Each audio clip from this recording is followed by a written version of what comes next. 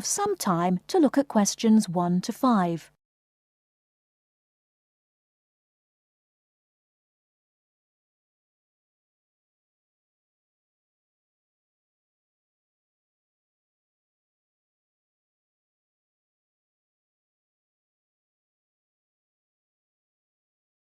Now we shall begin.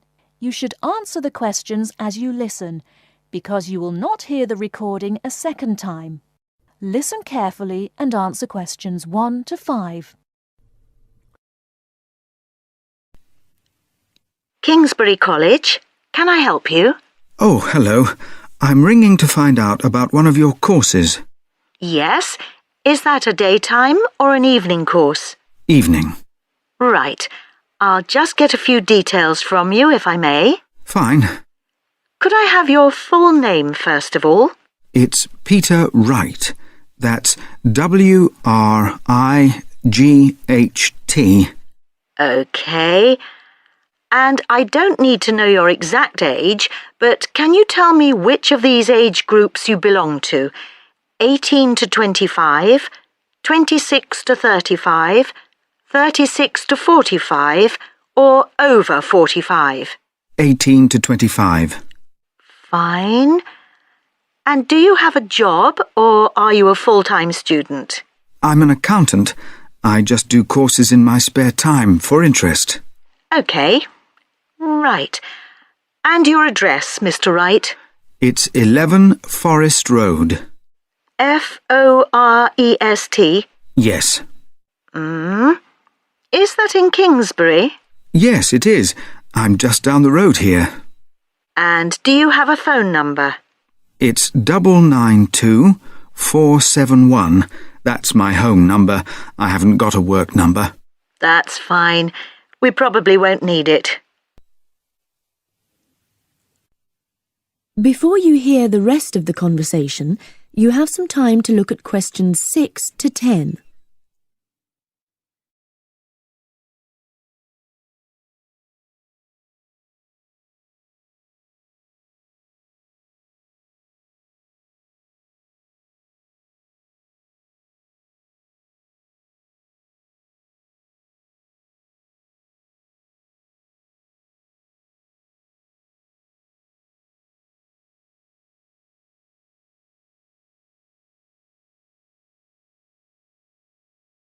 Now listen and answer questions 6 to 10. Now, you want to register for a course. Yes, cookery. Do you happen to know the exact title of the course? We've got Thai cookery on Wednesdays, or Mexican cookery on Fridays, or... Mexican. I'd like to do both, but I'm busy on Wednesdays. OK. Well, you can always do the other one next term, I suppose. Now, do you know when it begins? Is it the 26th of March? That's right. And it's £45 in total. That's including the ingredients. How would you like to pay? Card? Cash? Can I send a cheque? You can, yes, as long as it arrives at least 1 week before the start of the course. OK. And I'll just give you a reference number, if you could make a note of it and write it on the back. Yes? It's CZ943. Yes, got that. Good. Well, there's just one last question. Do you have any special requirements that I should make a note of? Yes, there is one thing. I use a wheelchair. Right, so you need to have access for that. OK. Don't worry, your room is on the ground floor and I'll make sure there are no steps involved. We can always put a ramp in. Thanks. So, we look forward to seeing you on the 26th of March. That is the end of part 1. You now have half a minute to check your answers.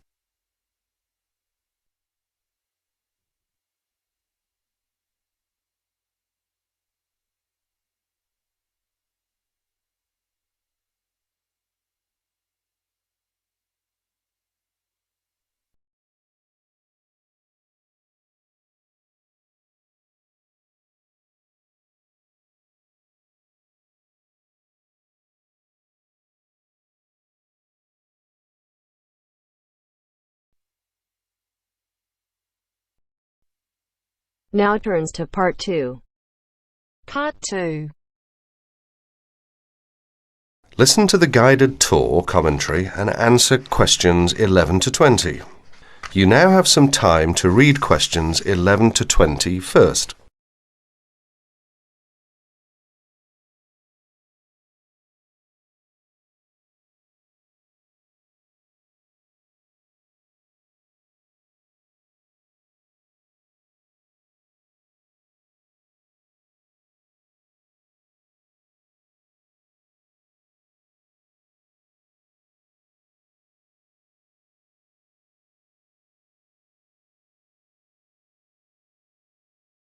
Welcome to the library tour. We'll begin our tour of this level of the library here at the entrance. Then we'll go in a clockwise direction. So, first of all, over here on the left, next to the entrance, is a touchscreen information service. These computers can be used at any time to get general information about the library and how it works. In front of the touchscreen information service are the catalogues. As you can see, it's a computerized catalogue system and it's very easy to use. The catalogues are linked up to the other libraries at the university. So make sure you check which library a book is in when you are trying to locate a particular item. Next, along here on the left, we have the circulation desk for borrowing and returning books. The returns area, the place for returned books and other items, is at the end of the circulation desk, near closed reserve. Closed reserve, as most of you probably know, is a collection of books that are in high demand, so they are on restricted circulation. If a book is on closed reserve, you can only borrow it to use within the library for 3 hours at a time. Over there in the corner are the shelves for newspapers. The library has an extensive collection of local and international English language newspapers. They are kept on those shelves for 1 month and then stored elsewhere. As we continue on our tour, around to the right, this large central section is the reference section. Reference texts cannot be borrowed for use outside the library. They must be used within the library.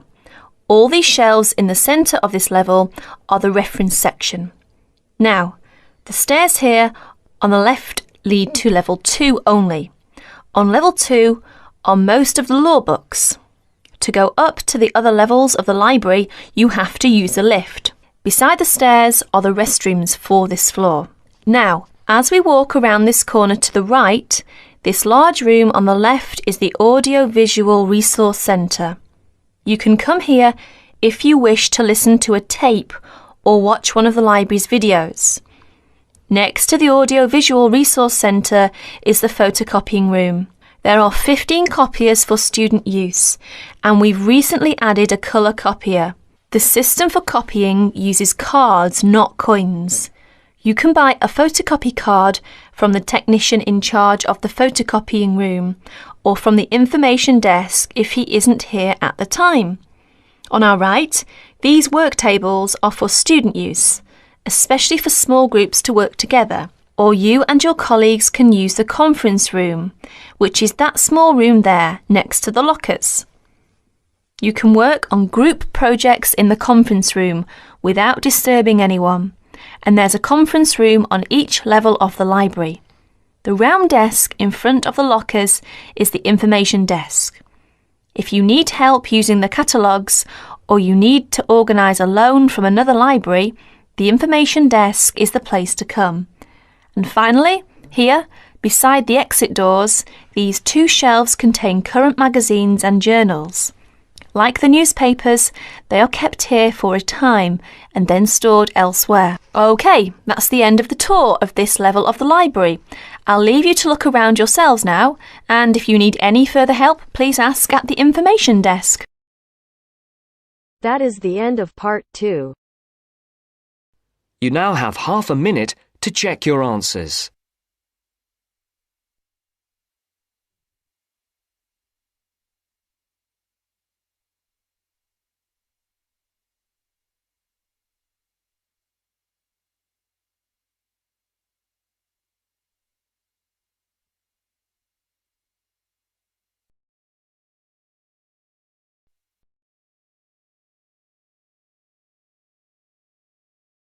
Now turns to part 3.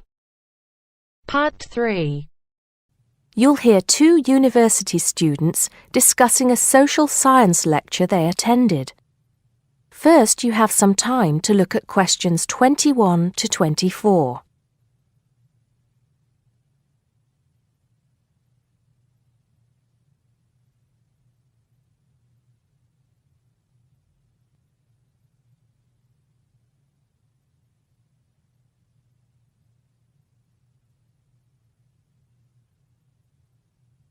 Now listen carefully and answer questions 21 to 24.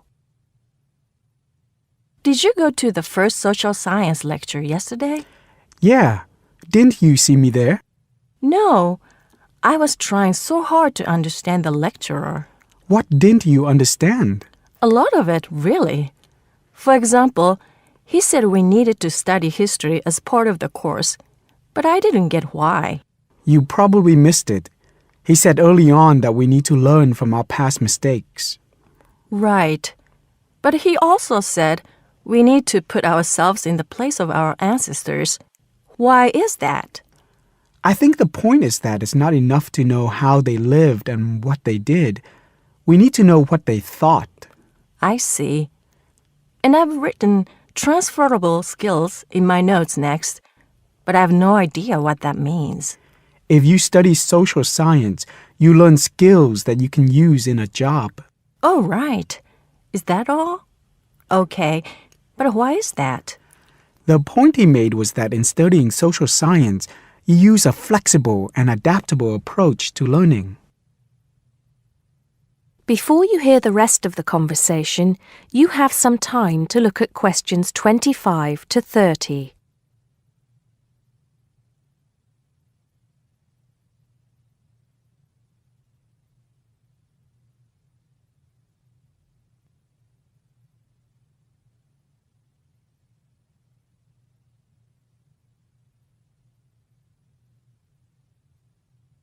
Now listen and answer questions 25 to 30. He also kept mentioning all the other subjects we will need to study as part of the course. I didn't write them all down, did you? Some of them. I think I can make sense of my notes. The first one was anthropology, which he said would cover prehistory and archaeology as well. Okay. Then there's economics. I wrote down that this was not meant to mean that we will spend all our time looking at economic theory, but more that we need to see how humans behave. That's good. I don't think I could handle economic theory. He said something about education too, didn't he? Yeah. He said we'll be looking at how cultural information is handed down from one generation to the next through teaching children. He said we'd be focusing on geography too, but I can't really remember which aspects. Can you? I noted it down, I think. Here we are, yes, particularly in relation to urban planning. It's law that I got confused about. I didn't understand why he linked that to economics. I think he meant that laws affect the way wealth is distributed. That makes sense. Now, what are the science wars? Okay, I did get that. The science wars are about how social science collects information. In sociology and social work, and in social science generally, they can only study patterns of behavior and observe. If you compare that to the way scientists work in physics or chemistry, it's very different because they use specific experiments that can be tested and which give concrete answers. Social studies is often accused of being unscientific. That's all. Okay. But it still looks like a good course, doesn't it? You don't have any regrets, do you? None at all. I'm looking forward to it.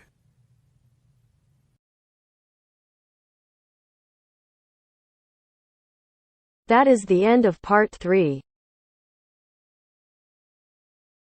You now have half a minute to check your answers.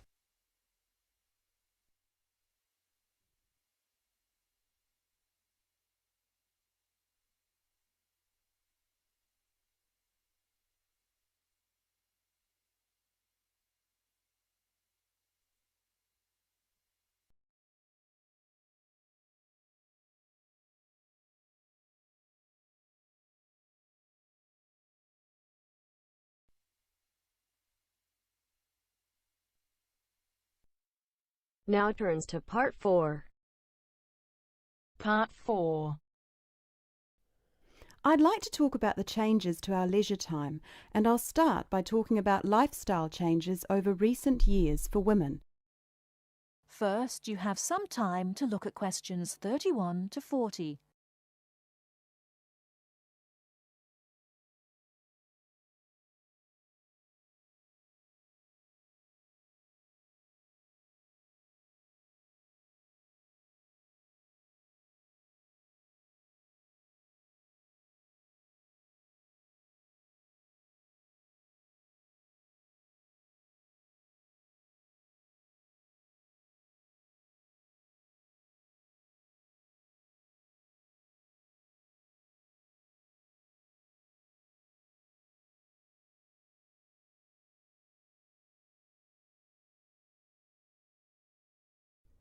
Now, listen carefully and answer questions 31 to 40. I'd like to talk about the changes to our leisure time, and I'll start by talking about lifestyle changes over recent years for women. As we all know, the wife and mother of the family has traditionally been responsible for organising and completing household tasks for the family. However, particularly over the last decade or so, we have seen a greater number of women continuing to work after marriage and returning to work after having children. This has significantly reduced the amount of time available for household chores. The result is that nowadays the majority of people own and regularly use products such as dishwashers or microwaves. The modern family often considers hours spent on cleaning and cooking as a waste of valuable time, and generally we are all interested in finding ways of reducing the number of hours we need to devote to such tasks. While washing machines have long been thought of as necessities by families, nowadays so too are microwaves and dishwashers. These goods can drastically reduce the amount of time we need to spend running our home and increase the amount of time available not only to go to work, but also to spend on leisure pursuits. As society develops and we become richer, we put more value on our leisure time and our possessions. The richer a society, the more demanding it becomes. People are no longer happy to work long hours for little return. Expensive holidays, expensive clothes and cars all become more important the more materialistic the society in which we live. Acquiring things and joining the race of acquisition means that modern society spends a lot of time and money purchasing unnecessary goods. Although expensive and persuasive marketing techniques are partly responsible, the demand for such goods often comes from young professionals, those with the money to endlessly upgrade things simply because a better model is made available. Our obsession with the newest and best products available, while good for the economy, can also have a negative impact on the environment. It is not appropriate to overproduce appliances and overuse electricity to keep these unnecessary appliances operating in our homes. We often forget about the damage we have done to and continue to do to the environment. Others opposed to the overuse of appliances and technology also argue that from a social point of view, over-reliance on gadgets means that people are losing the ability to be creative.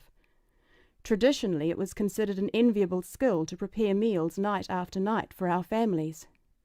Nowadays, women are more likely to gain approval from others for their success in their careers than their ability in the kitchen. Along with microwaves have come ready-cooked meals, pre-washed vegetables, and our reliance on takeaway food when we are too busy to cook it ourselves. While there are obvious advantages and disadvantages to our increasingly active buying behaviour and changing wants and desires, it is likely that our desire to purchase labour-saving items will continue. So it is therefore inevitable that production of such goods will increase. We can only hope to educate ourselves and our children to buy goods we need, not just goods that are available, and we must also consider their environmental impact. In short, moderation is the most important word for the future. I thank you very much for coming today and listening.